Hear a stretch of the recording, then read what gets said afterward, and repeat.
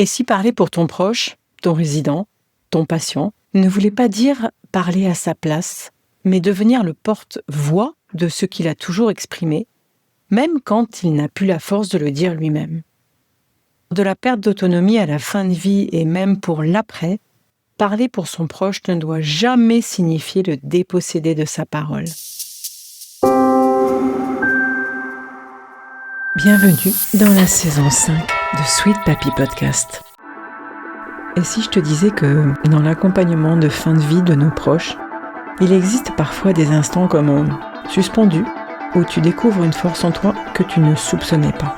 Alors avant que mes souvenirs ne s'effacent, pendant 60 jours, j'espère devenir ton miroir. Celui qui éclaire tes choix, tes fragilités, ta façon d'aimer, que tu sois aidant ou professionnel du soin.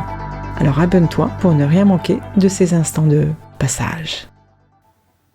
Parce qu'effectivement, certains se croient tout permis, comme dans la vie dite normale, habituelle, celle de tous les jours, pas celle de la maladie, de la fin de vie. Et ça a le don de m'horripiler. Eh bien, quand tu es aidant, soignant, un vrai professionnel du soin, à aucun moment, je dis bien à aucun moment, tu ne dois parler à sa place. Mon Sweet Papy, je me souviens d'un rendez-vous chez la dermato.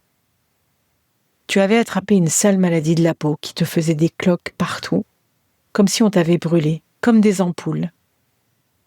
Et cette dermato voulait te faire une biopsie extrêmement douloureuse.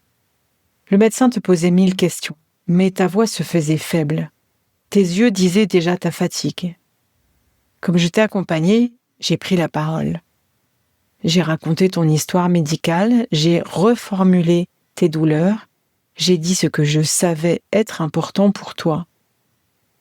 Mais à chaque phrase, je me tournais vers toi. Je me souviens que je cherchais ton regard, ton signe d'approbation.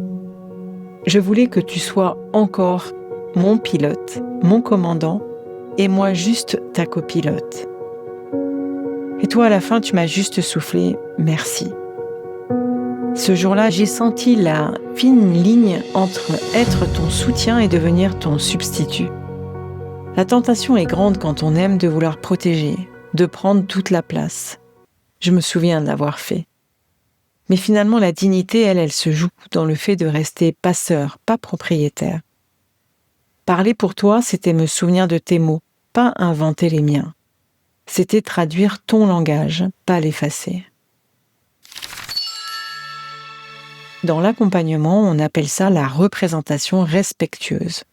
Cela veut dire que même si sa voix devient faible ou son langage hésitant, la personne doit garder son droit à être reconnue comme sujet de sa propre histoire. C'est pas facile. C'est pas facile pour l'aidant ou le soignant, qui ne doit pas devenir l'auteur des paroles, mais le traducteur fidèle de ce que la personne exprime ou aurait voulu exprimer. Alors comment faire ?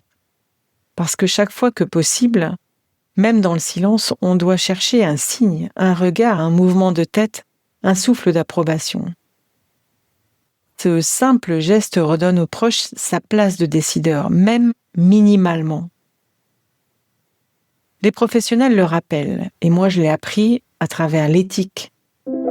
Au cœur de la relation d'aide, il y a ce principe fondamental.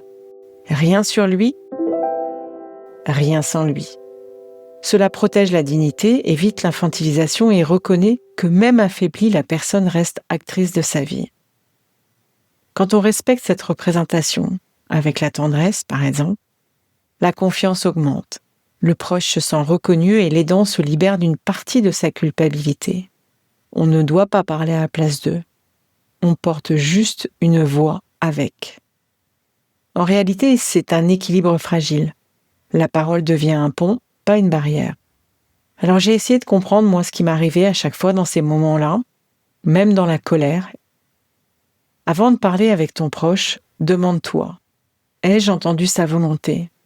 Même s'il ne parle pas clairement, ai-je des indices, par exemple des gestes, des habitudes, des mots passés, qui orientent son choix ? Ai-je validé avec lui d'une façon ou d'une autre ? Un regard, un signe de tête, une pression de la main ? Est-ce qu'il y a eu une confirmation, même minimale ? Est-ce que je rapporte ces mots ou mon interprétation? Et là, c'est ça qui n'est pas si simple. Attention à ne pas glisser notre propre avis à la place du sien. Et puis il y a quelque chose aussi d'important pour moi, c'est le rythme. Parfois, attendre un peu, le silence, permet à la personne de trouver sa manière d'exprimer, même si ce n'est pas immédiat. Il m'est arrivé souvent de dire « mais réponds-moi, dis-moi ce que tu en penses ». Non. Il faut attendre. Ai-je vraiment conscience que je suis un relais, pas un remplaçant? En fait, tu n'effaces pas sa voix, tu la prolonges. Porter la parole de son proche, ce n'est pas décider pour lui, c'est l'accompagner pour qu'il reste sujet de son histoire jusqu'au bout. Alors je vais t'aider avec 3 questions avant de parler à ton proche. Juste avant que tu aies quelque chose à lui dire. Est-ce que je sais bien ce qu'il voudrait dire? Est-ce que je peux lui demander un signe de validation, même discret? Est-ce que mes mots servent ses besoins ou mon confort? Si la réponse est oui aux 2 premières et ses besoins à la 3e, alors je peux prendre la parole sans le déposséder. Voilà, c'était notre moment du jour. Et si toi aussi, tu as déjà été dans cette position délicate de parler pour un proche, pour un résident, n'hésite pas à me raconter comment as-tu trouvé l'équilibre. À demain.